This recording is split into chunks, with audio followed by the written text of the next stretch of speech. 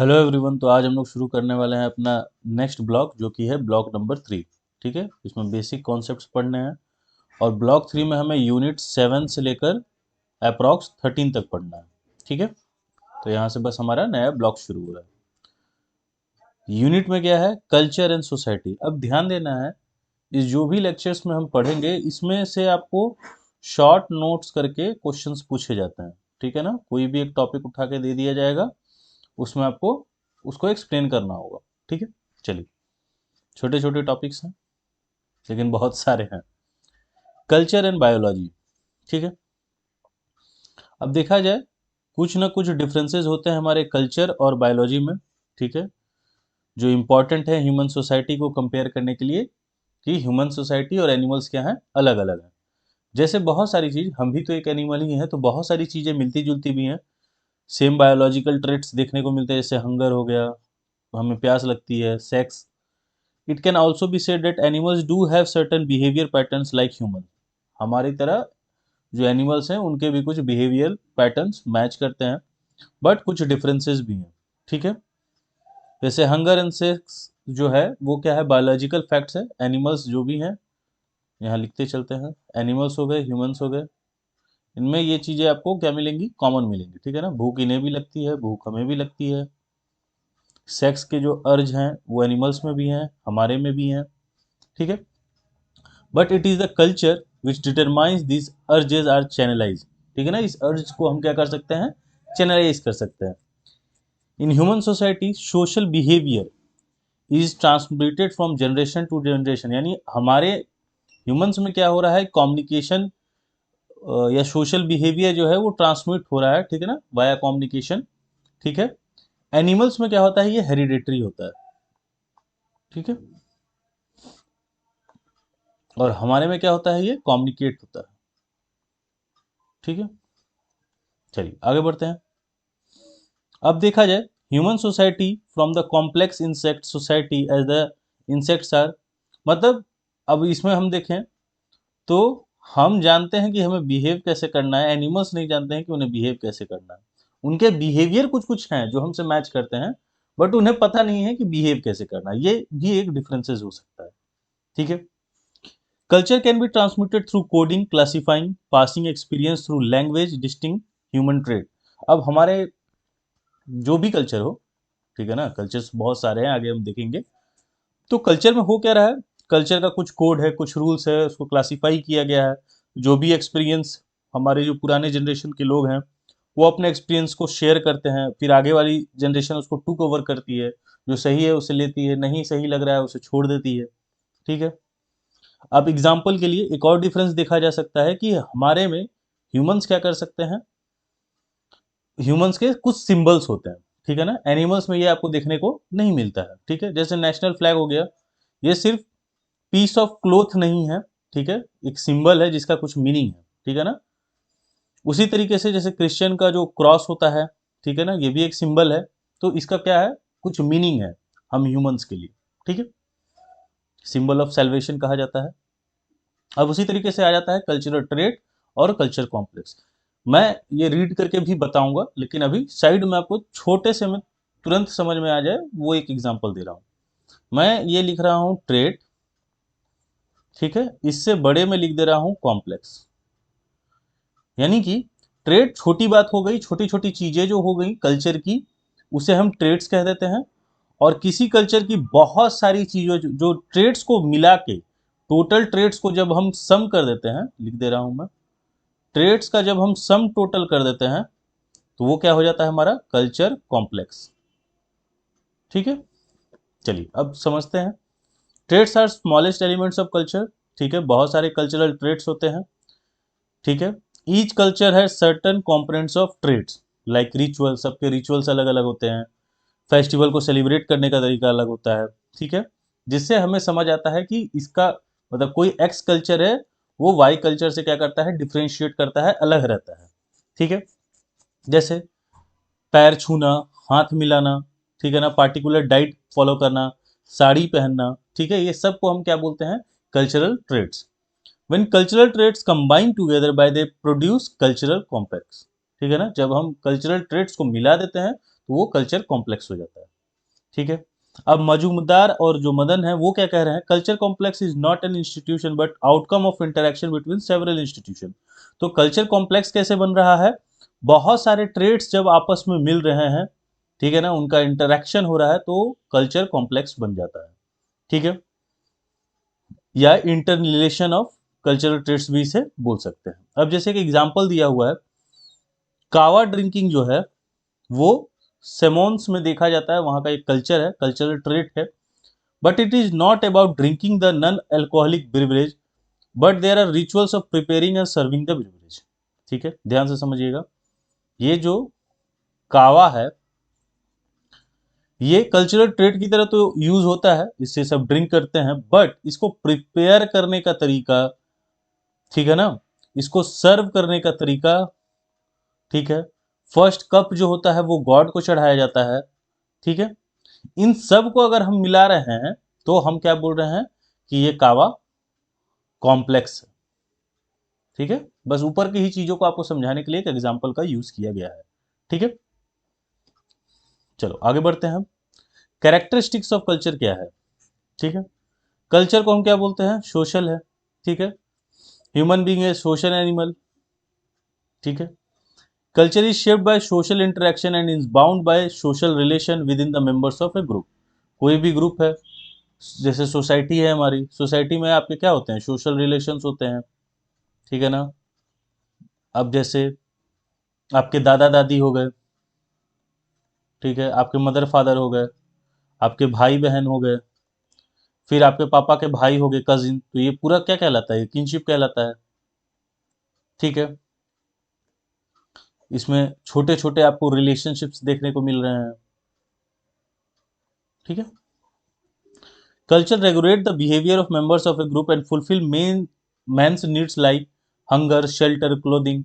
अब आपके father mother हैं, फादर मान लो जॉब कर रहे हैं या मदर भी जॉब करे, कुछ भी हो सकता है, तो उसके वजह से क्या चल रहा है, भूख खत्म हो रही है, रहने का जगह मिल रहा है, ठीक है, क्लोथिंग का व्यवस्था हो पा रहा है।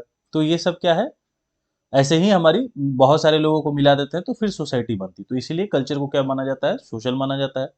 ठीक है, culture is defined as social adjustment और the means by which man adjust to his environment.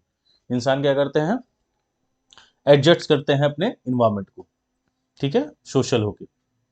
Next है culture is learned and shared. ठीक है, behaviour acquired by man from his birth and the member of society when a human baby is born it is helpless. जो बच्चा पैदा हुआ है वो तो हेल्पलेस है, उसे कुछ पता ही नहीं है। It does not have the pattern of behaviour that is required for living in the society और कल्चर इज नॉट इनेट। अब जहां पे भी वो बच्चा पैदा लिया है वहां का एक सर्टन कल्चर होगा, उसे तो कुछ पता है नहीं। ठीक है, तो बेबी क्या करता है, वो सीखना शुरू करता है कि हमारे कल्चर में क्या क्या चीजें होती हैं, कैसे मुझे रहना है, कैसे सोशलाइज करना है। ठीक है, ये सारी चीजें वो सीखता है, तो इसलिए हम बोलते हैं कल्चर क्या है, लर्नड और शेयर्ड है। ठीक है,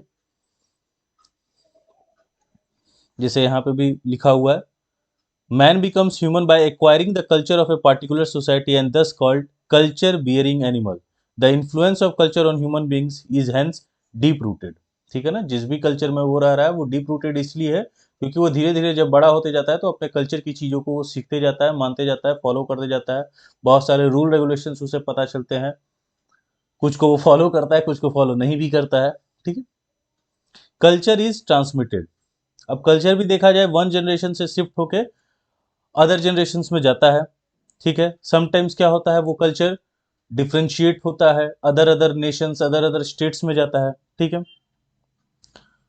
culture is what we receive from previous generation and subsequently adapt to. Culture is transmitted to humans by parents, teachers, friends through traditions, customs। ठीक है ना, जो भी आपके रिचुअल्स हैं वो आप अपने मदर फादर को करते हुए देखते हैं, उससे सीखते हैं। ठीक है, culture transmission is different from genetic transmission. One has no control on genetic transmission such as skin color, hair color of eyes, but through culture man acquires habits, thoughts, attitude of his or her parents and through this it is transmitted to the group।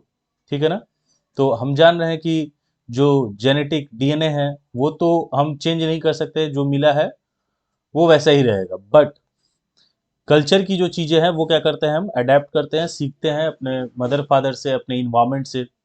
ठीक है, The culture is the way of a life of the members of the society. It is a collection of ideas and habits which they learn, share, transmit from generation to generation.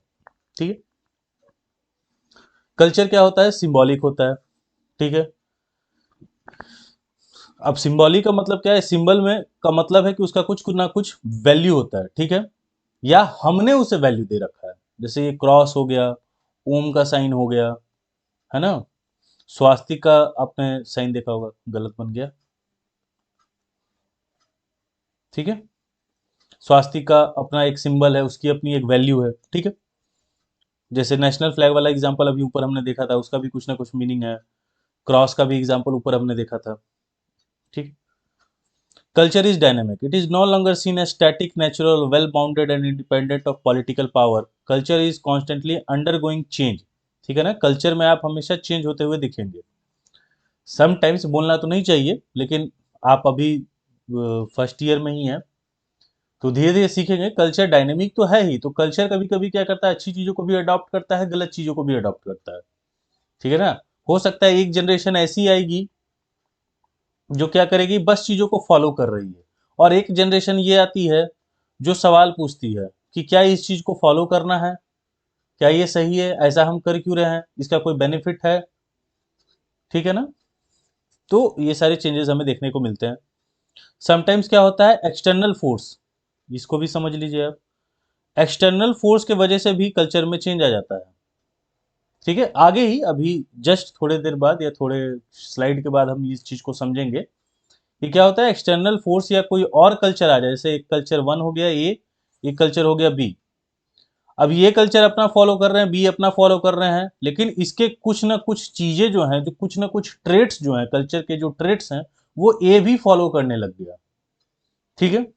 तो changes आ गए इस culture में भी, ठीक है। चलो, तो it undergoes internal adaptation and change, various parts of culture are integrated with each other to constitute a whole, ठीक है ना। तो कुछ ना कुछ इंटीग्रेशन, इंटीग्रेशन का मतलब जुड़ाव देखने को हमें मिलता है, दूसरे दूसरे कल्चर से भी हम कुछ ना कुछ चीजें अपने कल्चर में अडॉप्ट कर लेते हैं। नेक्स्ट है types of culture, material and non material, ठीक है। अब जो सोशोलॉजिस्ट विलियम एफ ऑकबर्न जो हैं, उन्होंने डिस्टिंग्विश किया कि एक होगा मटेरियल कल्चर और दूसरा होगा नॉन मटेरियल कल्चर।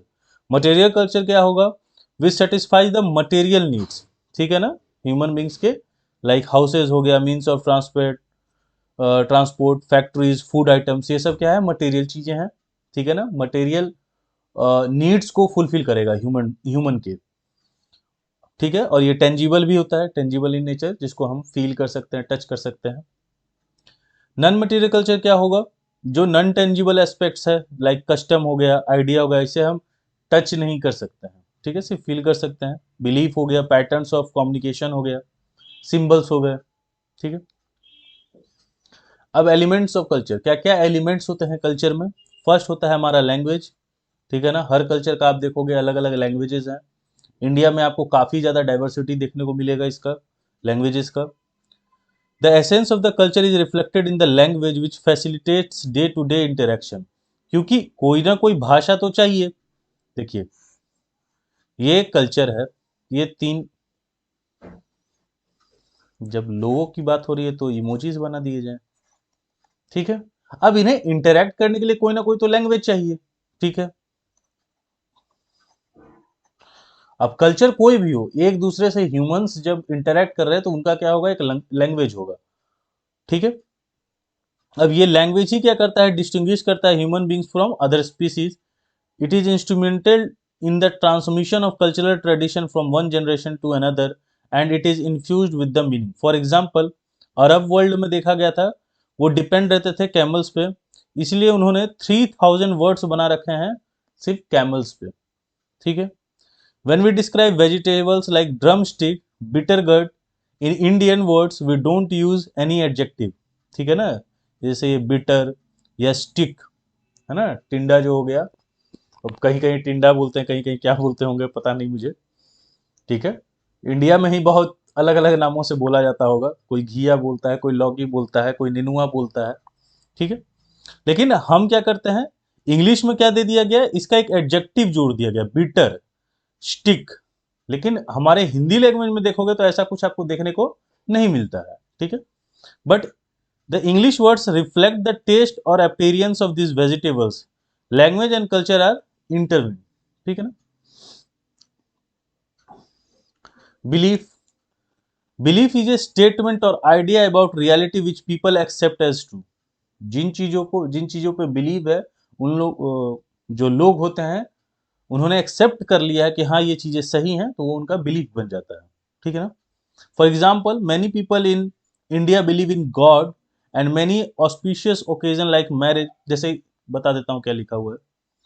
मैरिज में क्या है, जो पंडित जी होते हैं और डेट्स निकालते हैं शादियों की, ठीक है। अब कुछ लोगों का मानना है कि हाँ, जो पंडित जी ही डेट्स देख के, हॉरोस्कोप देख के, ठीक है ना, राशि है और ग्रह जो हैं, नक्षत्र जो हैं, इन चीजों को देख के जो बताते हैं वैसे ही मुहूर्त में शादी होगी तो अच्छी चलेगी।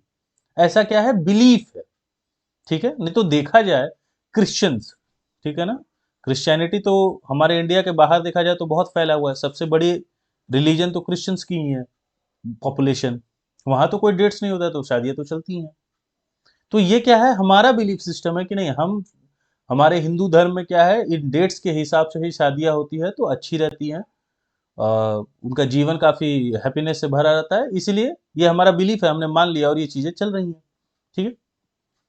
But beliefs are not static and are subject to change over time. हो सकता है आने वाली पीढ़ी बोले कि नहीं, हमें इन चीजों पे विश्वास नहीं है तो हम ऐसे नहीं करेंगे, ठीक है।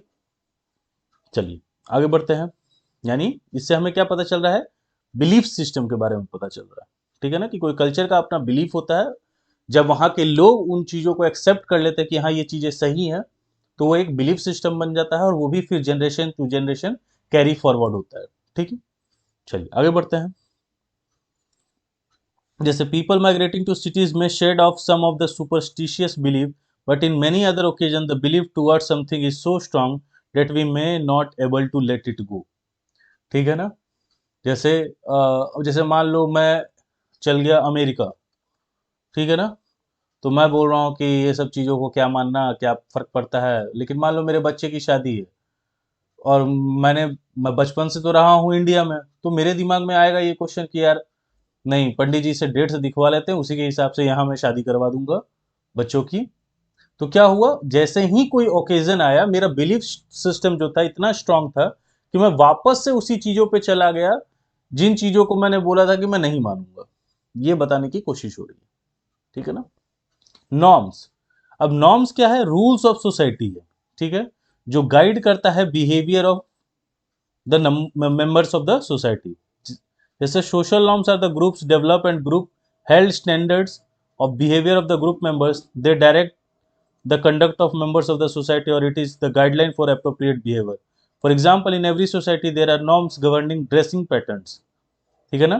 ड्रेसिंग सेंस का हर कल्चर में आप देखेंगे।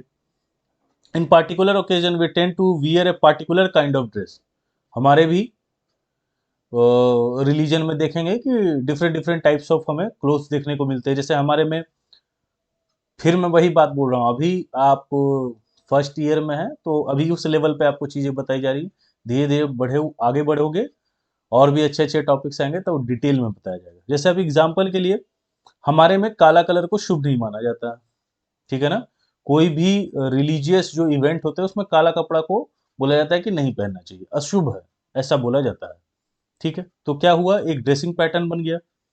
We wear different dresses when we go to party, funeral, है ना, ऑफिस, और इवन अब हमारे में वाइट पहना जाता है, ठीक है ना, फ्यूनरल वगैरह पे। कहीं पे किसी रिलीजन में काला पहना जाता है, ठीक है।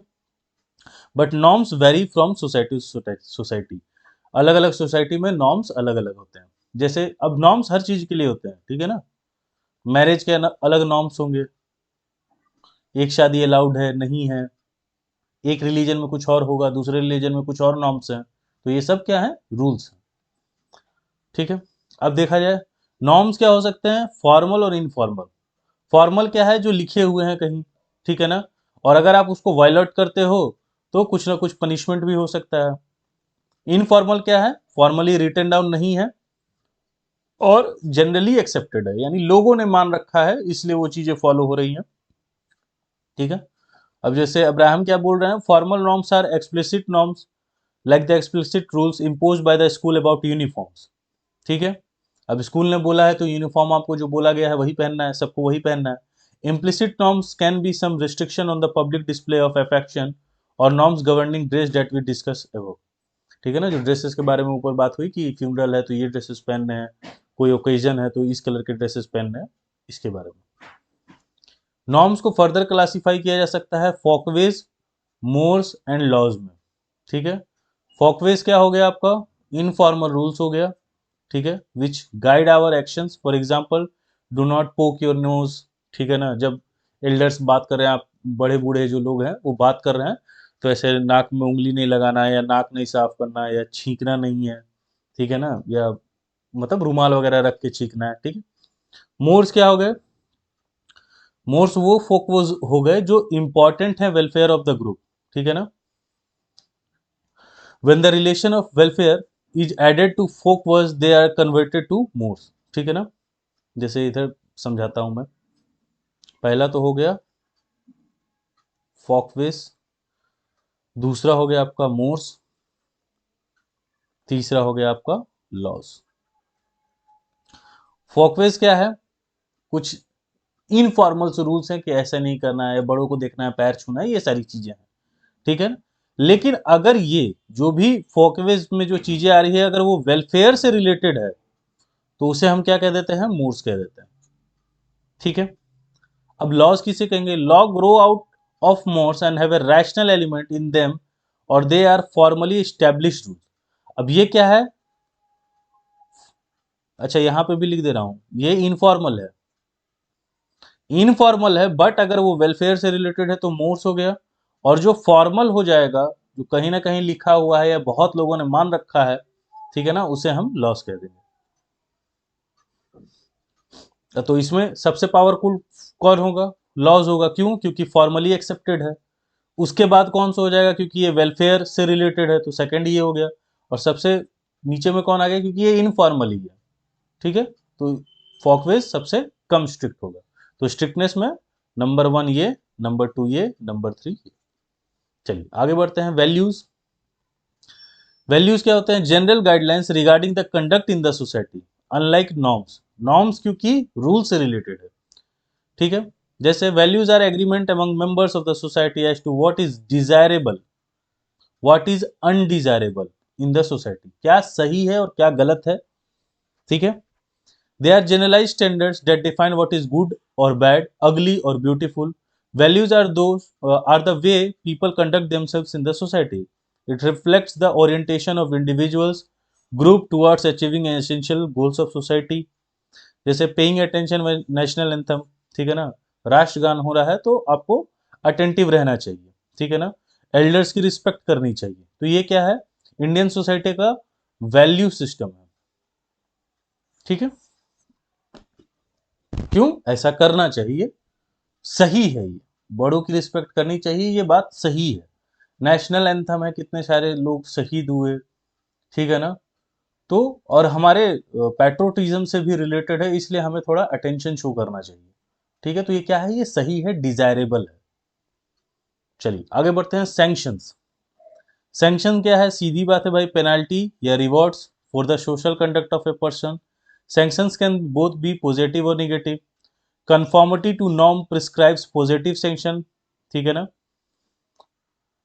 On the other hand violation of norm, सीधी सी बात है, नॉर्म्स का मतलब है रूल, रूल नहीं मानोगे तो क्या है, निगेटिव कॉन्सिक्वेंसेज होंगे। रूल अगर मान रहे हो तो क्या होगा, पॉजिटिव होगा। पॉजिटिव में क्या आता है भाई, रिवॉर्ड मिलेगा आपको। समझ आ गया, चलो आगे बढ़ते हैं, कल्चर एंड सिविलाइजेशन। अब ये भी चीज को मैं पहले शॉर्टकट में आपको समझा दे रहा हूं, फिर पढ़ लेंगे हम लोग। कल्चर, कल्चर से बड़ी चीज होती है सिविलाइजेशन। ठीक है, पहली चीज। दूसरी चीज क्या है, ये एक्सटर्नल है और ये इंटरनल है। एग्जाम्पल देता हूं, हड़प्पा के लोग अपना एक कल्चर फॉलो कर रहे हैं। ठीक है, और जब हम उसकी स्टडी कर रहे हैं, उसे देख रहे हैं, तो हम बोल रहे हैं कि ये तो काफी सिविलाइज्ड लोग हैं, एक अच्छी सिविलाइजेशन है हड़प्पन सिविलाइजेशन। ठीक है। तो हम बाहरी तरीके से देख रहे हैं तो हमें ये सिविलाइजेशन बहुत अच्छी लग रही है, तो हम उसे सिविलाइजेशन का नाम दे रहे हैं। वहां के लोग जब रह रहे थे उस कल्चर में तो वो क्या हो गया, इंटरनल वाली बात हो गई, वो लोग अपने कल्चर को एंजॉय कर रहे हैं और रह रहे हैं हंसी खुशी से। ठीक है, इस तरीके से आप कल्चर और सिविलाइजेशन को समझ सकते हैं। अब चलते हैं आगे पढ़ लेते हैं। Civilisation is the later phase of culture. Culture के बाद वाले फेज को हम क्या कहते हैं, सिविलाइजेशन। ठीक है ना, पहले कल्चर रहा होगा, बाद में उसे हम देख रहे हैं तो हम उसे सिविलाइजेशन का नाम दे रहे हैं। It is highly developed organisation, a complex and more evolved from form of culture. When the human society develops certain social and political organization, it is called a civilization. ठीक है, एक सोशल और political organisation जब बन जाता है वो, तो उसे हम एक सिविलाइजेशन कह देते हैं। Cultural is internal but civilisation is external, as is external manifestation और the material aspect of culture such as scientific और टेक्नोलॉजिकल अचीवमेंट्स। अब मजूमदार मदन क्या कर रहे हैं, कल्चर क्या है, मोरल है, स्पिरिचुअल है, intellectual attainments of man, it stands for symbol and values, but civilisation is secondary और it is something outside us, it is the sum total of instruments of cultural life. यानी वहां के जो cultural life, जो totality की बात हो रही है, उसे हम सिविलाइजेशन कह दे रहे हैं। ठीक है, चलिए आगे बढ़ते हैं। कल्चरल चेंज, ये हमने अभी कैरेक्टरिस्टिक्स में पढ़ा है कि कल्चर में क्या होता है, चेंज आता है। ठीक है, टाइम टू टाइम चेंजेस देखने को मिलते हैं। अभी के ही सोसाइटी में हमें बहुत सारे चेंजेस देखने को मिल रहे हैं। There is a change in the eating habits, dressing pattern, types of families, education, caste, many changes which are eminent. Culture changes occur due to innovation, diffusion. अब ये सब वर्ड्स के बारे में हम पढ़ेंगे, ठीक है ना, इसलिए ये वर्ड्स के बारे में मैं नहीं बता रहा हूँ, लेकिन एक अच्छा एग्जाम्पल दे रहा हूँ कल्चर चेंज का। मैंने अभी कुछ देर पहले क्या बोला कि ब्लैक ड्रेस हम ओकेजन में नहीं पहनते हैं। ठीक है, मुझे भी बहुत बार डांट सुनने को मिला है, बट अब आप देखोगे मैरिज में, खुद भी बताओगे आप लोग, मैरिज में बहुत सारे लोग ब्लैक ब्लेजर वगैरह पहन के चल जा रहे हैं, या लड़कियां भी जो ब्लैक साड़ी वगैरह होती है वो पहन के चल जा रही हैं। एक्सेप्टेबल है, तो चेंज देखने को मिल रहा है, जबकि ये माना सही नहीं जाता है। ठीक है, तो ये हो गया। तो कल्चर चेंज होता किसकी वजह से है, इनोवेशन की वजह से, डिफ्यूजन की वजह से, एक्ल्ट्रेशन की वजह से, एसिमिलेशन की वजह से। अब इन सबको हम देख लेते हैं। फर्स्ट है कल्चर इनोवेशन। अब इनोवेशन का मतलब ही क्या है, अच्छा इनोवेशन का मतलब समझ लो। फर्स्ट हो जाता है इन्वेंशन, दूसरा हो जाता है इनोवेशन। इन्वेंशन का मतलब क्या है ना, कोई नई चीज का इन्वेंट होना, कोई नई चीज आना, जैसे मोबाइल फोन, ये क्या है, इन्वेंशन है। इनोवेशन क्या है, सर जी एप्पल का आईफोन जो है वो 11 प्रो आ गया, या पता नहीं कौन सा चल रहा है, मेरे को मोबाइल में उतनी दिलचस्पी नहीं है। ठीक है, सर सॉफ्टवेयर में ये चेंज आ गया है, तो इसे हम क्या कहते हैं, इनोवेशन। यानी वो चीज पहले से है, उसमें कुछ हम चेंज कर रहे हैं, उसे हम इनोवेशन कहते हैं। इन्वेंशन का मतलब एक नया क्रिएशन। ठीक है, तो कल्चर तो ऑलरेडी है, उसमें कुछ चेंजेस हो रहे हैं, इसलिए हम क्या बोल रहे हैं, कल्चर का इनोवेशन। ठीक है, newly created by someone, it may be physical object और artefact, social in terms of rituals, stories, new ideas, new knowledge. For example, carvings on the temples, delicate artistic works on the carvings of the white Taj Mahal पे जो नक्काशी वगैरह की हुई है, satellites जो orbit कर रहे हैं, ये सब क्या है, कल्चरल इनोवेशन है। ठीक है, ये सब में हमने क्या किया, चेंज किया, नया नया कुछ बनाया। ठीक है, तो when there is a modification on something that exist beforehand, ये याद रखना है, जो पहले से है उसे ही हम इनोवेशन कह देते हैं। और उसी तरीके से एलिमेंट है ये कल्चरल चेंज का, if there is no innovation there can not be diffusion. तो कहीं ना कहीं जब तक चेंज नहीं आएगा तो हम इनोवेशन बोल नहीं सकते। और कल्चर में हम क्या देखते हैं कि चेंजेस आते हैं। ठीक है, कल्चर इनोवेट होते रहता है, वक्त वक्त की बात है, जैसे मैंने वो ड्रेसेस के बारे में बताया। नेक्स्ट है कल्चरल डिफ्यूजन। एक सेकेंड रुक जाइएगा, फोन से तो आदमी अलग परेशान है। ठीक है, which the elements of culture spread from one society to another. ये डिफ्यूजन का मतलब आप लोग साइंस वगैरह अगर पढ़े हैं ठीक ठाक, डिफ्यूज हो जाना, ठीक है ना। डिफ्यूज कैसे होगा, ये कल्चर ए है, ये कल्चर बी है, कल्चर बी के जो ट्रेट्स हैं वो कल्चर ए में आ गए, इसको हम कल्चरल डिफ्यूजन बोल देते हैं सिंपल टर्म्स में, ठीक है। Due to development in transportation and communication and movement, एक प्लेस से दूसरे प्लेस गए without restriction, there is a spread of culture in the form of food, dress, lifestyle, education. अब यहाँ का कल्चर अमेरिका में, हम लोग जैसे अमेरिका चले गए, वहाँ में अब दिवाली मनाई जा रही है, छठ पूजा मनाया जा रहा है, हो सकता है उस चीज़ों को देख के कुछ और लोग शुरू कर दें, ठीक है। अब कल्चरल डिफ्यूजन दो लेवल पे होता है, डिफ्यूजन ऑफ मटेरियल कल्चर और diffusion of non material culture. ऊपर ही हमने समझ लिया मटेरियल नॉन मटेरियल क्या होता है।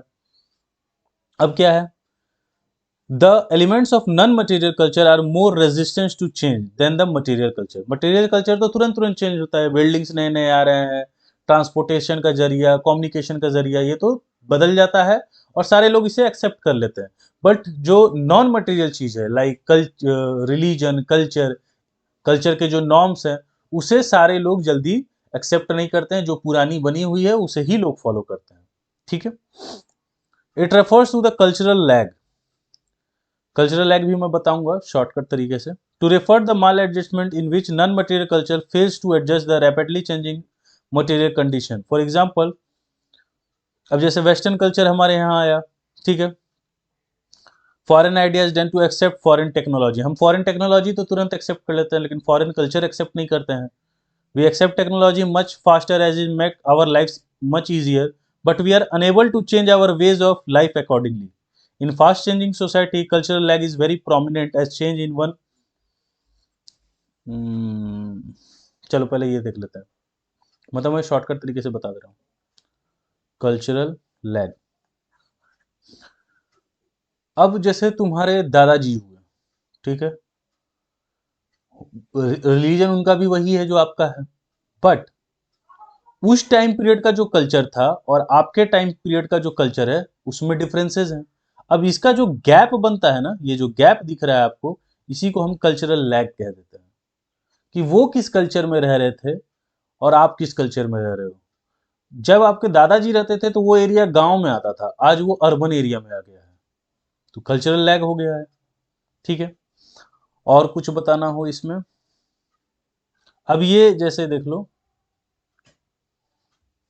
इसमें भी एक बहुत अच्छा एग्जांपल दे देता हूँ, शायद आगे भी देखने को मिल जाए।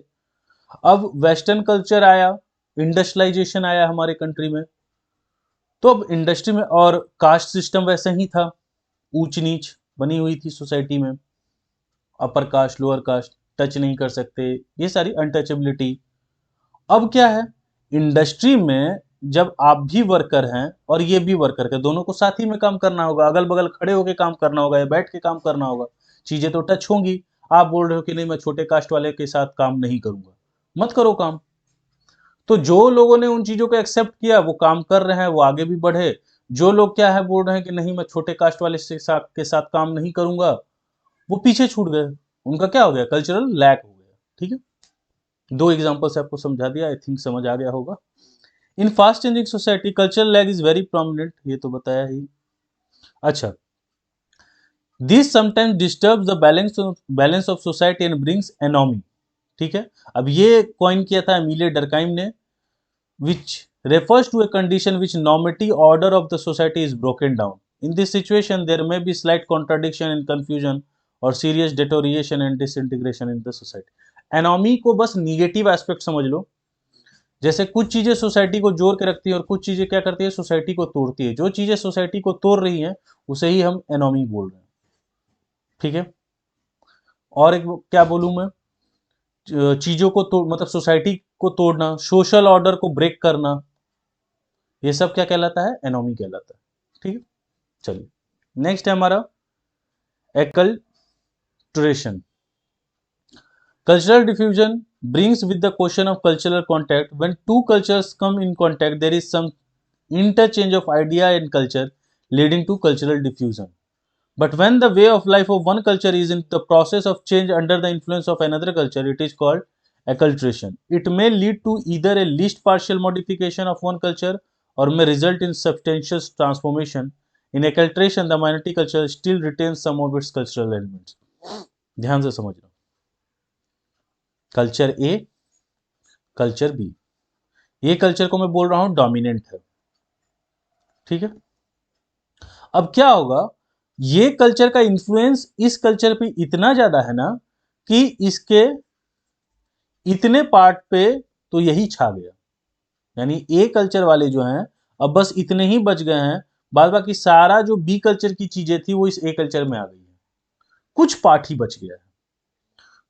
ट्रेड्स अलग चीजें होती हैं, ट्रेड्स मतलब कुछ चीजों को बस फॉलो करना, मैं यहां बोल रहा हूं मैक्सिमम इस कल्चर की चीजों को मैक्सिमम इस ग्रुप के लोगों ने फॉलो कर लिया है, ठीक है। इसको हम एक्ल्ट्रेशन कह देते हैं, ठीक है। चलिए आगे चलते हैं, एसिमिलेशन। इसमें तो पूरा मिल ही जाता है, is being displaced by another और it is a process which minority group is absorb, यानी ऐसे देखो, ये ए हो गया, ये बी हो गया। बी क्या है, डोमिनेंट है, ए क्या है, डोमिनेंट नहीं है, ठीक है।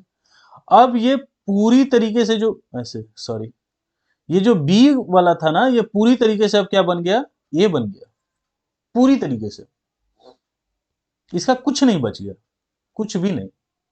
अच्छा एग्जांपल दूं अगर, अब जो हमारे यहां ट्राइबल्स हैं, हिंदू में ही उन्हें काउंट किया जाता है, हिंदू रिलीजन में ही, बट उनका सारा जो नॉर्म्स है, सारा जो कल्चर है, वो हिंदू रिलीजन से बहुत डिफरेंट है, ठीक है। वो फॉरेस्ट की ही पूजा करते हैं, फॉरेस्ट में ही उनके डाइटी जो भगवान है वो रहते हैं। अब अगर उन्हें हम फॉरेस्ट से निकाल दें, ठीक है, तो वो क्या करेंगे, अगर मैं उन्हें निकाल के, मान लो मैं पटना में रहता हूं तो पटना में ही ले आए, तो अब तो जो हम फॉलो कर रहे हैं हमारे रिलीजन में जो चीजें, उन्हें भी वही चीजें फॉलो कर रही हैं, क्योंकि अब तो फॉरेस्ट ही नहीं रहा, ठीक है ना, डेवलपमेंट के नाम पे उन्हें साइड आउट कर दिया गया। तो अब वो क्या करेंगे, हमारे कल्चर की चीजों को फॉलो करेंगे, तो इनका जो पूरा कल्चर था, जो गैदरिंग होता था, जो ओकेजन होता था, वो तो अब हो नहीं पाएगा, ठीक है। तो ये पूरा का पूरा जो कल्चर है क्या हो गया, डिफ्यूज हो गया, पूरी की पूरी तरीके से डिफ्यूज हो गया, ए में ही मिल गया, इसे हम एसिमिलेशन कहते हैं, ठीक है। आई होप समझ आ गया होगा। नेक्स्ट है कल्चरल डाइवर्सिटी। अब ये आप जानते हैं, आप तो इंडिया में रह रहे हैं, सोसाइटी डाइवर्स कल्चर्स से बनी हुई है, ठीक है, और एक कल्चर दूसरे सोसाइटी से, एक कल्चर दूसरे कल्चर से बिल्कुल डिफरेंट है, ठीक है। और जो सोसाइटी का जो कल्चर होता है वो is a broad culture representing a society, but apart from societal culture there are different sub cultures, counter cultures which occasionally lead to a cultural shock. ध्यान से समझना इस बात को। मान लो मैं जिस सोसाइटी में रह रहा हूँ, ठीक है, यहाँ पे मेजॉरिटी मेजॉरिटी ग्रुप ए को फॉलो करते हैं, एक छोटा सा ग्रुप है जो बी को फॉलो करता है, एक छोटा सा ग्रुप है जो सी को फॉलो करता है, लेकिन मेजॉरिटी इसकी है। तो दूर से जब आप देखोगे तो आप बोलोगे यहाँ पे ए कल्चर के लोग रहते हैं, क्यों, ज्यादातर आपको वही दिख रहे हैं। बट इस कल्चर को छोड़ के और भी दो कल्चर हैं, छोटे ही छोटे हैं लेकिन और भी कल्चर है, उसी को हम सब कल्चर भी बोल रहे हैं, काउंटर कल्चर्स भी बोल रहे हैं, ठीक है। अब समझते हैं सब कल्चर क्या होता है। ये कल्चर है जो क्या होता है, लार्जर डोमिनेंट कल्चर के ही अंदर होता है, यानी मैं ऐसे लिखूं, कल्चर, ये हो गया सब कल्चर, तो सब कल्चर ऐसा हो गया, ये कल्चर हो गया, ठीक है ना, कल्चर के ही अंदर ये सब कल्चर रहता है। In many complex society there are many subcultures, ठीक है ना, जैसे subculture is a segment of society which shares a distinctive patterns of mores, folkways, values which differs from the pattern of the larger society. यानी मैं बोल दूं ये एक कल्चर है, ये एक कल्चर है, बहुत सारी एक ही चीजें इसमें मिल तो रही हैं, बट इनका जो मोर्स है या फोकवेज है ये डिफरेंट है ए वाले कल्चर से, ठीक है। जैसे एग्जांपल है टोडाज ऑफ नीलगिरीज, नायर्स हो गए, इजावाज हो गए केरला के, राजपूत ऑफ राजस्थान, बोडोज ऑफ आसाम आसाम, ठीक है ना। तो ये सब का क्या है कल्चर, आपका सबका कल्चर अलग अलग देखने को हमें मिलता है, ठीक है। नेक्स्ट है, apart from this there are deviant sub cultures which are associated with the criminal gangs, the mafias, drug addicts. Youth subculture implies that young are socialized into type of value standards, certain type of behavior pattern that distinguish it from the adult society. ठीक है ना, अभी का youth culture और हमारे youth culture में differences होंगे। ठीक है, क्रिमिनल्स का अपना एक कल्चर रहता है, माफियाज का, ड्रग एडिक्ट्स का। ठीक है, चलिए काउंटर कल्चर्स क्या होगा? काउंटर का मतलब कोई भी जो कल्चर है उसके अपोज में जाना। ठीक है, सम सब cultures challenge the prevailing culture and contract the prevailing culture, यानी वो क्या कर रहे हैं, उसको अपोज कर रहे हैं। For example, a group of dacoits have their own norms and standards which differ from the conventional prevailing patterns. जो डकैट्स होते हैं उनका रिलीजन तो सेम है, लेकिन उनका जो कल्चर है रहने का, उनका सोचने का जो पैटर्न है, वो उस सोसाइटी, उस कल्चर के हिसाब से बिल्कुल अलग देखने को मिलता है। The counter cultures are very popular among the youth who generally find it difficult to cope up with the dominant culture which is shared by the older generation। ये भी हमें देखने को मिलता है। ठीक है, जैसे एग्जांपल देता हूं, मान लो मेरे फादर हैं। ठीक है, एकदम प्रैक्टिकल एग्जांपल आपको दे रहा हूं, और एक तरफ मैं हूं। मेरे फादर क्या कर रहे हैं, वो गीता पढ़ रहे हैं। ठीक है ना, वो रोज उठते हैं, नहाते धोते हैं, और भगवत गीता की जो किताब है उसके 40 पेजेस पढ़ने हैं, ये उनका रूल है। और एक दिन मैंने ये सवाल किया कि आज जो आपने पढ़ा है आप मुझे उसे समराइज करके बता दो। बोल रहे हैं पता नहीं। मैंने तो पढ़ा क्यों? जब आपने उसको पढ़ा, आपको पता नहीं आपने क्या पढ़ा, क्या उससे सीखा, और क्या आपको अपने लाइफ में फॉलो करना है, तो पढ़ क्यों रहे हो? इससे क्या मिल जाएगा? तो उनका कहना है तुम बकवास कर रहे हो। तो क्या हो रहा है हमारा, जो क्या बोल सकते हैं, मैं काउंटर करने की कोशिश कर रहा हूं। अब दोनों में सही कौन है, वो फैसला कौन करेगा पता नहीं, बट मेरे अकॉर्डिंग है कि जब हम कोई किताब को पढ़ते हैं तो वो समझ में आनी चाहिए, और अगर हमें अच्छी लग रही है तो उसे हम फॉलो करेंगे। लेकिन हम बस उठें और सिर्फ चीज़ों को रीड करें बस, उससे शायद हमें कुछ मिल जाए, ऐसा तो कुछ है नहीं। ये मेरा मानना है। उनका बिलीफ है कि नहीं, रोज सुबह उठ के अगर ये काम हम करते हैं तो शायद हम अच्छा काम कर रहे हैं, ये उनका मानना है। तो हो क्या रहा है कि मेरी जो जनरेशन है, ठीक है ना, और मेरे जो फादर की जनरेशन है, हम लोग कॉप अप नहीं कर पा रहे हैं। ठीक है, ये एक एग्जांपल से बस मैंने समझाने की कोशिश की है। ना मेरे फादर ऐसा करते हैं, थोड़ा बहुत तो कुछ लोग को मैंने बोला है ऐसा, लेकिन ठीक है, सबका अपना अपना स्टाइल है। नेक्स्ट है आपका कल्चरल शॉक।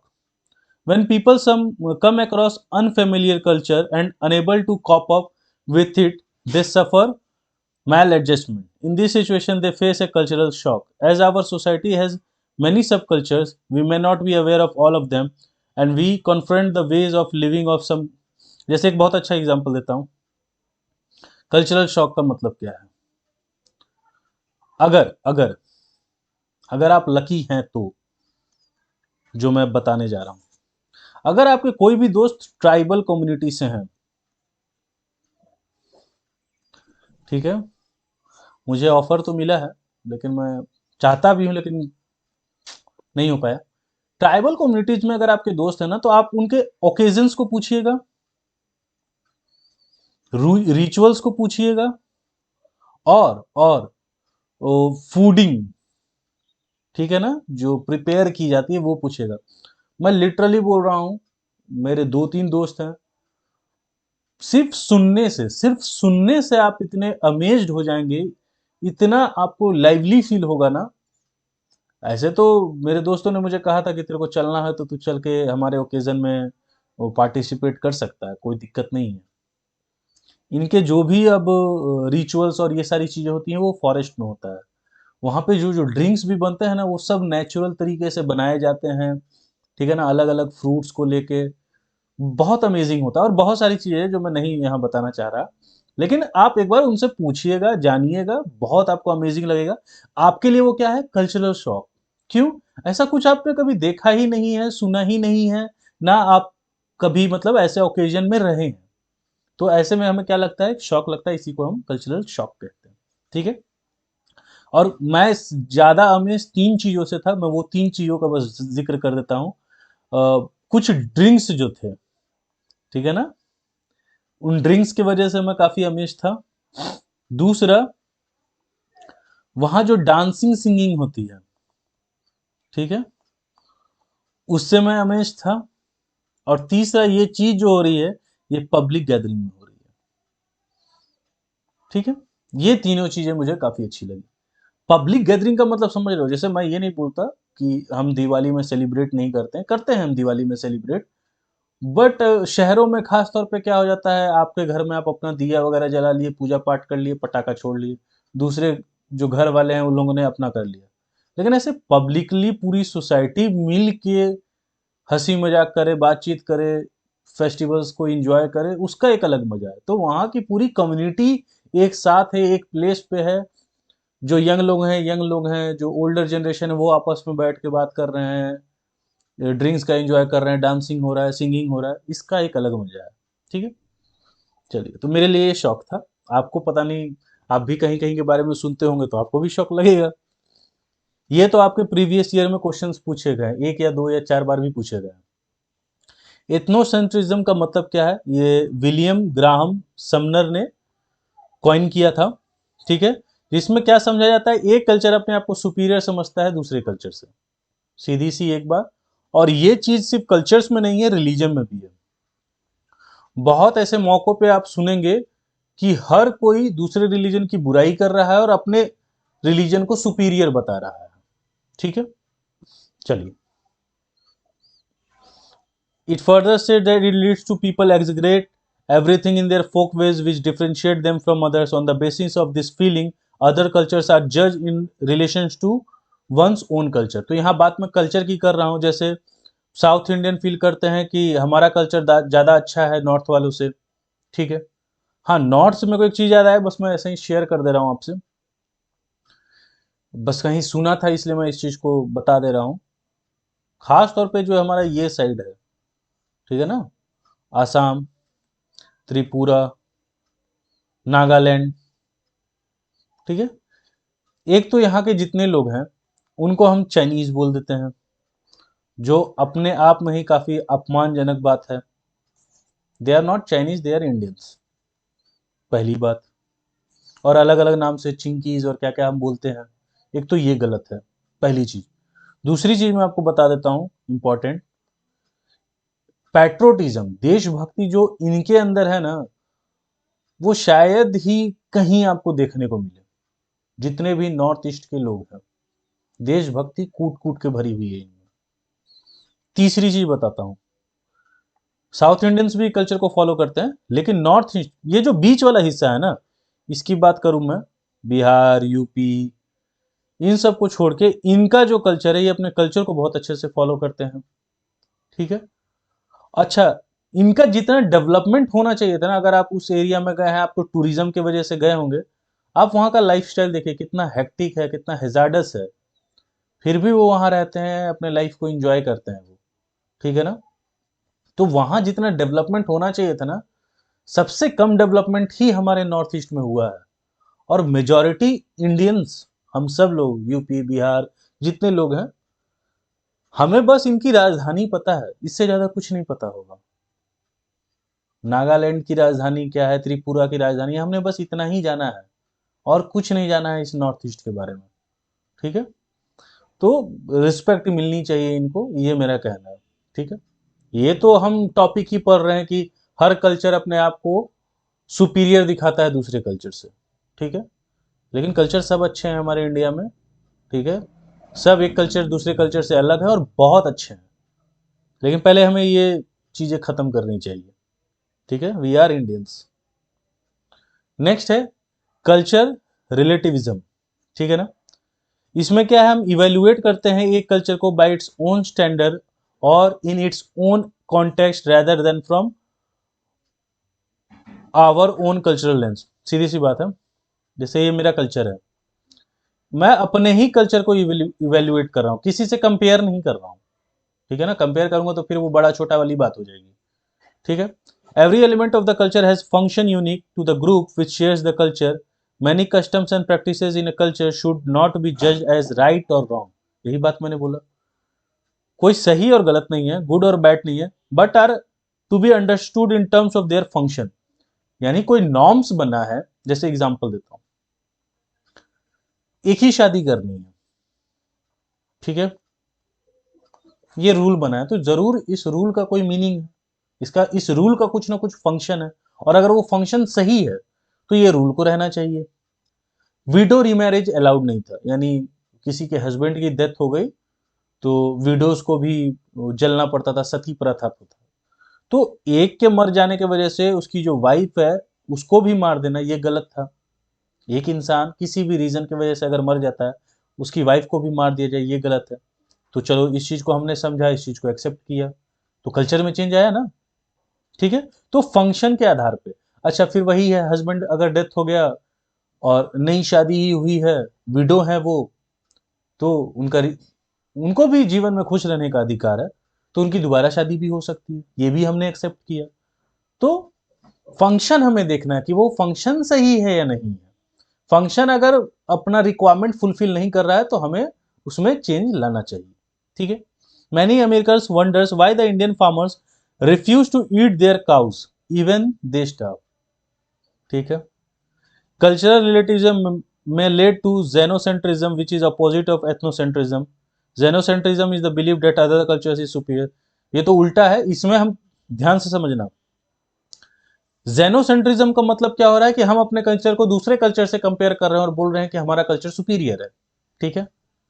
कल्चरल रिलेटिविज्म क्या है कि हम अपने ही कल्चर की कुछ चीजों को देख रहे हैं, नॉर्म्स है, रूल्स हैं, जो भी चीजें हैं उनको हम देख रहे हैं, इवेल्युएट कर रहे हैं, क्या ये सही में अपना फंक्शन या रिक्वायरमेंट फुलफिल कर रहा है, क्या ये जो रूल्स बने हैं वो सच में बेनिफिशरी हैं, बेनिफिट पहुंचा रहे हैं या नहीं है, या कोई प्रॉब्लम क्रिएट कर रहे हैं, ये हम खुद इवेल्युएट कर रहे हैं, हम किसी से कंपेयर नहीं कर रहे हैं, उसे हम कल्चरल रिलेटिविज्म कह देते हैं। अब जैसे ये अमेरिकन वाली बात लिखी है कि इंडियन फार्मर्स मरते रह जाएंगे लेकिन अपने काउस को नहीं खाएंगे, अरे बिल्कुल नहीं खाएंगे, क्यों? अब ये तो जाहिलियत की बात है। काउ जो है वो हमारे लिए रिलीजियस बिलीफ है, जिसमें हमने उसे मां का दर्जा दिया है, ठीक है। एक चीज और है, अब पढ़ा ही रहा हूं तो जो सत्य है वो बोलने में मुझे कोई शर्म नहीं है। जितने भी हिंदूज हैं, ठीक है, देखिए हिंदूज के लिए तो काउज इंपॉर्टेंट है, लेकिन उसमें मैं अगर 3 ग्रुप्स को निकाल दूं जिसके लिए काउ बहुत इंपॉर्टेंट हो जाते हैं, कहीं ना कहीं रिलीजियस तरीकों से जोड़ा हुआ दिखता है। एक तो जो यादव्स हैं, ठीक है, कृष्ण जी, ठीक है ना, कृष्ण भगवान जो हैं रिलेट करते हैं काउस बफेलोज इनसे। ब्राह्मण्स हो गए और राजपूत हो गए। तो इन तीनों को तो एटलीस्ट ऐसे तो पूरे हिंदूज की बात मैं कर रहा हूं, लेकिन इन तीनों को तो एटलीस्ट ये जो गाय के साथ गलत हो रहा है ये होना ही नहीं चाहिए, एक सर्टेन लॉ आना चाहिए। क्यों? क्योंकि ये रिलीजियस है, रिलीजियस मुद्दा है, इससे रिलेटेड लॉ बनना चाहिए कि इनको, इनके साथ कुछ गलत ना हो, काटा ना जाए इन्हें, ऐसा रूल बनना ही चाहिए इस देश में, ठीक है। मैं इसके सपोर्ट में हूं। पता नहीं फिर भी ये हो रहा है, बहुत एक्सपोर्ट होता है, बीफ एक्सपोर्ट बहुत ज्यादा होता है। बीफ एक्सपोर्ट होना ही नहीं चाहिए भारत जैसे देश में, जब हम इसको माँ बोल रहे हैं तो यहाँ से बीफ कैसे एक्सपोर्ट हो जाएगा? दूसरी चीज, होटल्स में ये सब बनना ही नहीं चाहिए। जिसको खाना है भाई इस देश के बाहर जाके खाएगा, है ना, इस देश के बाहर जाके खाओ, यहाँ अलाउड नहीं है। और सारे जानवरों के बारे में तो हम कुछ नहीं कह रहे हैं, लेकिन हमारा जिससे रिलेशन है उसे तो हम रोक सकते हैं, तो ये करना चाहिए पहले। चलिए आगे बढ़ते हैं। मल्टी कल्चरलिज्म, अब ये भी हम जानते हैं हमारे ही कंट्री में बहुत सारे कल्चर्स हमें देखने को मिलते हैं। कल्चर्स हैं, सब कल्चर्स हैं, काउंटर कल्चर्स हैं। Ethnic group is a community of people which share a common cultural background or they share certain common characteristics such as race, language, religion, ठीक है ना। जैसे किसी भी एरिया में एक set of people, race, language, common history, ये सब मैं मतलब एलिमेंट्स बता रहा हूं, इसको हम क्या कह देते हैं? एथनिक ग्रुप कह देते हैं, ठीक है। अब एक एथनिक ग्रुप दूसरे एथनिक ग्रुप से क्या होगा, अलग होगा। ठीक है। सो multiculturalism as a legal and political accommodation of the ethnic diversity, he says multiculturalism emerged in the West as an attempt at replacing the older forms of ethnic and racial hierarchy with the ideals of democratic citizenship. A multicultural society is often equated with the salad bowl। ठीक है ना, ये जैसे ball हो गया, इसके अंदर गोभी भी है। अब सलाद में गोभी कहाँ से आ गया मूंग है, चना है, और क्या है, पपीता है। समझ रहे हो ना, सलाद। तो ये सब क्या है, अलग अलग ग्रुप्स हैं। ठीक है। सब एक दूसरे से क्या है, अलग है। सबकी आइडेंटिटी अलग है। ठीक है। तो इसमें अब क्या है, इसमें मान लो मैंने चना ज्यादा मिला दिया, तो ऐसा ना हो कि चने की ही बात सिर्फ सुनी जाए, पपीता की बात ही ना सुनी जाए, और चना ही क्या करे, धीरे धीरे सबको पिघला के खुद चना बना दे। तो मेटाफर की तरह यूज हुआ है। समझाने का मतलब ये है कि ये नहीं हो कि उसमें जो मेजोरिटी कल्चर है वो और सारे कल्चर को डिफ्यूज कर दे और अपने में ही मिला ले। ठीक है। नेक्स्ट है फिर आपका ग्लोबलाइजेशन एंड कल्चर। ग्लोबलाइजेशन आपको पता है, नहीं पता है तो टेंथ में पढ़ा ही होगा। ग्लोबलाइजेशन का मतलब होता है integration of one economic system to another economic system. यानी सीधी सी बात है, इंडिया क्या कर रहा है, इकोनॉमिक टर्म से अमेरिका से जुड़ रहा है, चाइना से जुड़ रहा है, रशिया से जुड़ रहा है। ठीक है। तो इसको हम ग्लोबलाइजेशन कह देते हैं। ठीक है। With the integration of the world with the markets, breaking open the barriers across national states in terms of flow of trade, finance, technology, knowledge, culture and even movements of people। ठीक है। Easily सब आ जा सके, technology का transfer easily हो सके। ठीक है ना, इसको हम ग्लोबलाइजेशन कह देते हैं। An improvement in transportation and communication, a global contact between cultures led to transmission of values ideas. तो ग्लोबलाइजेशन जितना अच्छा हुआ, कम्युनिकेशन, आपका ट्रांसपोर्टेशन अच्छा हुआ, एक कल्चर जो है, एक कल्चर के लोग हैं वो दूसरे कल्चर में जा रहे हैं, एक प्लेस से दूसरे प्लेस मूव कर रहे हैं। ठीक है। तो इससे क्या होता है, हमारे जहाँ पे भी हम जाएंगे या वहाँ के लोग यहाँ आएंगे, तो इकोनॉमीज, पॉलिटिक्स, कल्चर, इन सब में हमें थोड़ा थोड़ा चेंज देखने को मिलता है। नेक्स्ट है कल्चर इन इंडियन कॉन्टेक्स्ट। अब इंडियन सोसाइटी में देखा जाए तो काफ़ी डाइवर्स है और एक्सट्रीमली कॉम्प्लेक्स है। Span of 5000 years since the period of its first known civilisation. ठीक है, हड़प्पन सिविलाइजेशन से देखे तो 5000 साल हो गया है। During this long period several waves of immigrant representing different, यानी बहुत सारे जो बाहर से फोर्सेज आए, ठीक है ना, युद्ध हुए, मिडिवल हिस्ट्री आपने पढ़ी है, और वहाँ के लोग क्या हुए, यहाँ के लोगों में मिक्स हो गए। ठीक है। तो इससे क्या हुआ, डाइवर्सिटी बढ़ा, रिचनेस बढ़ा, वाइटलिटी बढ़ी। अब इंडियन सोसाइटी में देखा जाए तो लार्ज नंबर ऑफ लैंग्वेजेस हैं, डायलेक्ट्स हैं, बिलीफ्स हैं, रिचुअल्स हैं, कस्टम्स हैं, ट्रेडिशंस हैं। 22 नेशनल लैंग्वेजेस हैं और 100 डायलेक्ट्स हैं। ऐसे ऐसे भी लैंग्वेजेस हैं, लैंग्वेज के बारे में अगर बोलूँ, ऐसे ऐसे भी लैंग्वेजेस हमारे इंडिया में ना जिसे सिर्फ 100 ही लोग बोल रहे हैं और किसी को नहीं आती है। तो हमें ऐसे लैंग्वेजेस को प्रिजर्व भी करना चाहिए। There are even many languages which are still now not even recognise. बहुत सारे तो ऐसे लैंग्वेजेस है जो पता ही नहीं है, ना हमें पता है ना वर्ल्ड लेवल पे पता है कि ऐसी कोई लैंग्वेज भी होती है, खास तौर पे जो ट्राइबल्स बोलते हैं। Dubey 1990 says that the state of Nagaland itself there are 19 languages। सोच लो, नागालैंड में ही सिर्फ 19 लैंग्वेजेस हैं। रिलीजियस फेथ्स इंक्लूड्स हिंदुइज्म, इस्लाम, क्रिश्चियनिटी, सिखिज्म, सब है हमारे यहाँ। ठीक है। क्या नाम था एक, हाँ, बहाई। ठीक है, ये भी एक फेथ है जो बहुत smaller number of communities practice करती है विद द हिंदूज, क्योंकि हिंदूज के अंदर ही एक तरीके का बोल सकते हैं छोटी सी कम्युनिटी है। It has been the dominant religion, has put considerable influence on the Indian culture and society.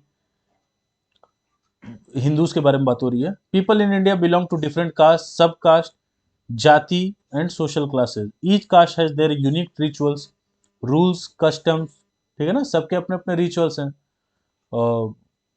X Y Z A, अब अलग अलग जातियां हैं, हर जाति में शादी के जो रिचुअल्स हैं वो अलग हैं, श्राद्ध के जो रिचुअल्स हैं वो अलग हैं, पूजा करने का भी स्टाइल अलग अलग अलग है।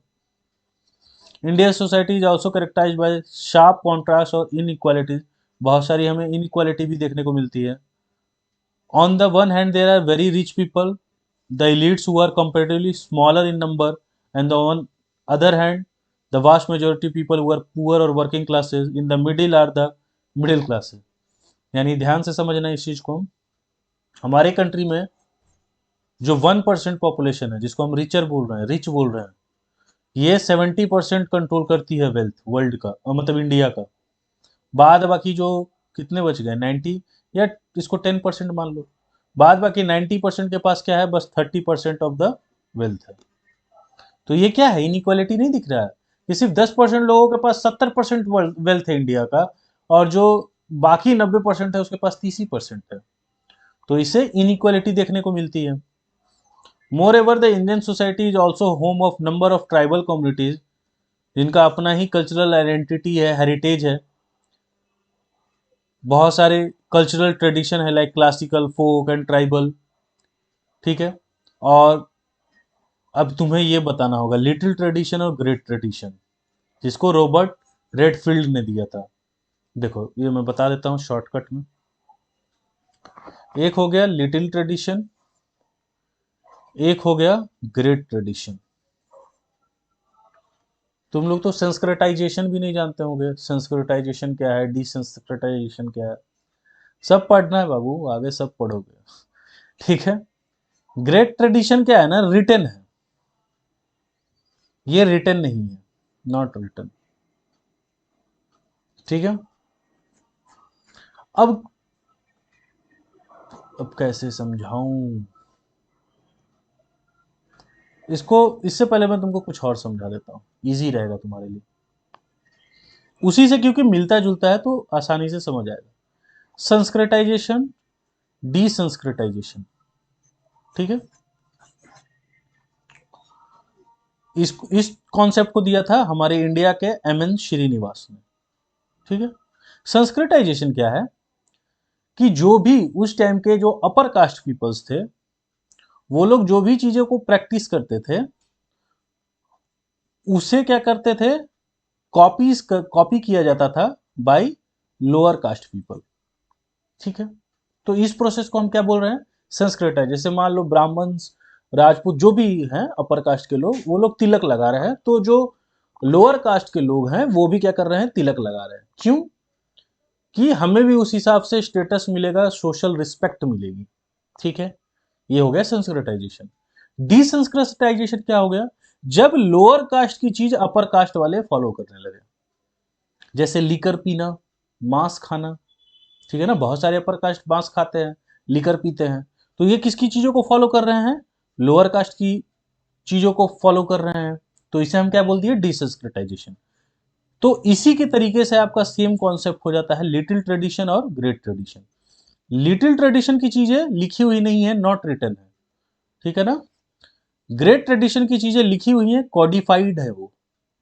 ठीक है, तो होता क्या है कि ग्रेट ट्रेडिशन की चीजों को तो लिटिल ट्रेडिशन वाले कॉपी करते हैं, और बहुत सारी चीजें जो लिटिल ट्रेडिशन की हैं, जो सही होती हैं, वो ग्रेट ट्रेडिशन में आ जाती हैं, या ग्रेट ट्रेडिशन वाले उसे फॉलो करने लग जाते हैं। ठीक है, देख लेते हैं, अभी तो थोड़ा सा ही आपको बताया गया होगा।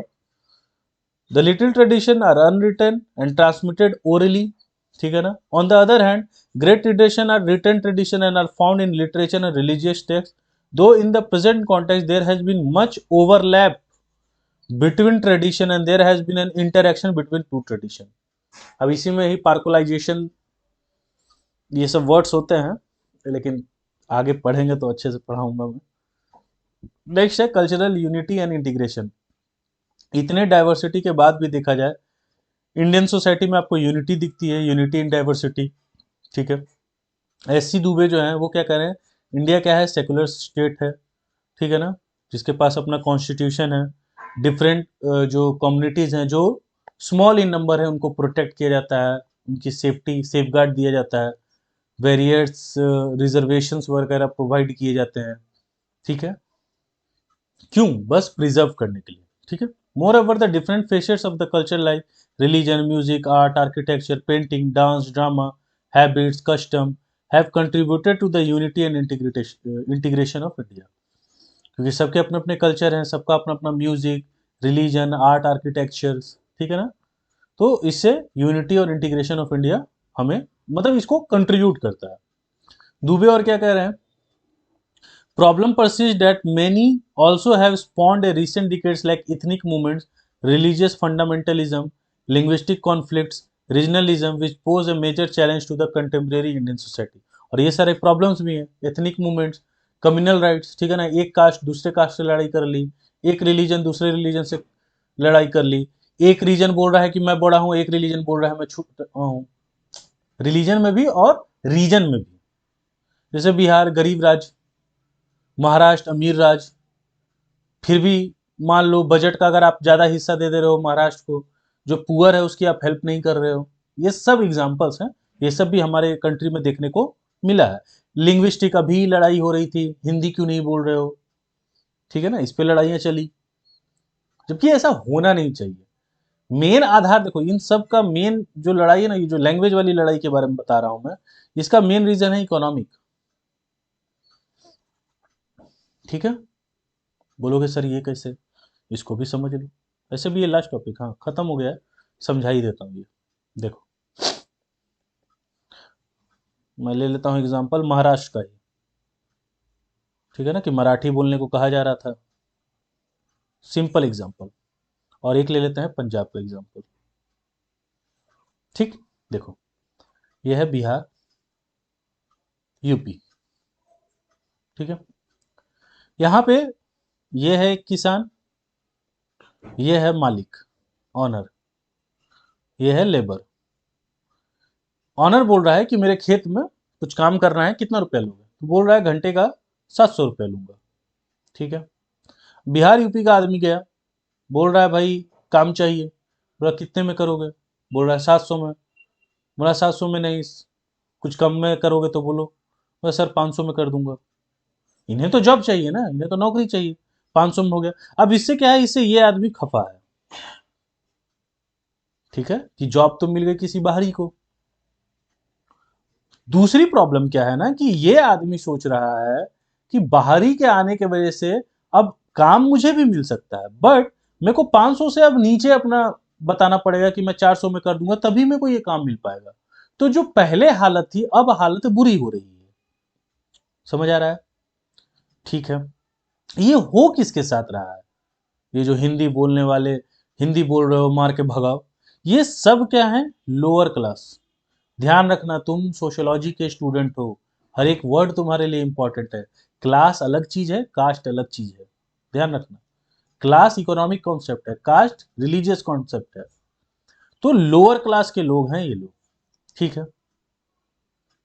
महाराष्ट्र में भी सेम यही हो रहा था कि जो भी दुकानदार वाले लोग हैं, ऑटोज जो चला रहे हैं, उनको बोला जा रहा है मराठी बोलो, नहीं बोलोगे मार के भगा देंगे। तो कौन कर रहा है ये, एक तो वहीं के लोकल्स। कौन से लोकल्स, जिनके जॉब्स पे इफेक्ट हो रहा है, या जिनको पहले से पेमेंट अपना कम मिल रहा है, जिनका छोटा छोटा बिजनेस जो है इफेक्ट हो रहा है। अब अगर किसी को भी निकाल के मार दे रहे हैं या थप्पड़ कर दे रहे हैं, पूरी की पूरी बॉलीवुड में कौन सी फिल्में बनती हैं, तो बोलोगे सर हिंदी। तो ये मराठी फिल्म क्यों नहीं बन रही, बॉलीवुड के सारे एक्टर एक्ट्रेस कहाँ रह रहे हैं, महाराष्ट्र में। उनका कॉलर पकड़ के कितने लोगों ने निकाल दिया, किसी ने नहीं। समझ पा रहे हो इस चीज को, तो प्रॉब्लम ये है। और ये चीज किसी पे फोर्स नहीं होना चाहिए, ठीक है ना। आपका काम में आसान, जैसे मान लो अगर ठीक है इस आदमी को जॉब मिल गया, अब ये जो पंजाबी ऑनर है उसको हिंदी सीखने का मन है, हिंदी सीख ले। ये बेचारा वहां काम कर रहा है, 2 साल 4 साल 5 साल काम किया, थोड़ी बहुत पंजाबी पंजाबी ये भी सीख लेगा। ये तो अंदर से आना चाहिए ना, कि हाँ मुझे यहाँ काम मिल गया है, मुझे थोड़ा सीखना चाहिए कि मेरा कम्युनिकेशन आसान हो, है ना। एक बीच का रास्ता जो बोलते हैं, थोड़ी हिंदी ये भी सीख लेंगे, थोड़ा ये पंजाबी भी सीख लेंगे, क्या दिक्कत है इसमें। अच्छा, इसमें भी क्या है, फिर कुछ हाथ सीखने वाले लोग होते हैं, जिसका नाम है कुछ सर्टेन जो छोटी पार्टीज होती हैं, पॉलिटिकल पार्टीज। वो क्या बोलते हैं कि भाई मैं तुम्हारे लिए रोजगार बढ़ाऊंगा, तुम मुझे जिताओ, तो उसके लिए कुछ ना कुछ एक्ट करना पड़ेगा ना, उसके लिए ये सारी चीजें होती हैं, ठीक है। चलो लगभग खत्म ही है हमारा topic, the Indian society has witness A lot of invasions. Moreover, liberalization, privatization, globalization also ushered a lot of changes. इनके वजह से भी काफ़ी changes आए हैं. But these have not led to disintegration of Indian society. अभी भी हमारी Indian society टूटी नहीं है. It can be said that despite a lot of diversity, dissent, protest, there is an underlying unity derived from its unique culture, which is cornerstone of. यानी इतनी चीजें, इतने फोर्सेस, बाहर के लोग इतने आए, आक्रमण हुए, फिर भी इंडियन सोसाइटी सब लोग साथ मिलकर रहते हैं. और इंडिया जब तक साथ है, मतलब सारे लोग, चाहे वो मेरे महाराष्ट्र के लोग हों, साउथ के लोग हों, है ना, नॉर्थ ईस्ट के लोग हों, ये सब जब तक साथ में, जब तक इनके दिमाग में भारत के बारे में, भारत मतलब मेन फिगर दिमाग में रहता है कि भारत के साथ कुछ गलत नहीं होना चाहिए, तब तक इस देश को कोई नहीं तोड़ पाएगा. ठीक है, हम सब एकजुट रहेंगे. ठीक है ना, क्योंकि हम भारत में रह रहे हैं, हम भारतीय हैं. ठीक है, यहाँ पे आपका टॉपिक खत्म हुआ. आपके लिए भी एक काम है, ऐसे मुस्कुराते रहें, अपना ख्याल रखें. और यहाँ मैं एक और बात लिख दे रहा हूँ, अगर आपके कोई दोस्त है, जो कि मैं जान रहा हूँ नहीं होंगे. कौन से वाले दोस्त? मैं उस दोस्त की बात कर रहा हूँ जो आप ही के साथ इग्नू में पढ़ रहे हो, जिनका सोशोलॉजी ऑप्शनल हो. तो मैं जान रहा हूँ वो नहीं होगा, सब आप सब डिस्टेंस में पढ़ते हैं, तो आप शेयर नहीं कर पाएंगे, मुझे पता है. लेकिन कोई बात नहीं, अगर मिले तो शेयर कर देना. ठीक है, चलो फिर मिलते हैं नेक्स्ट लेक्चर में. Bye, good night and take care.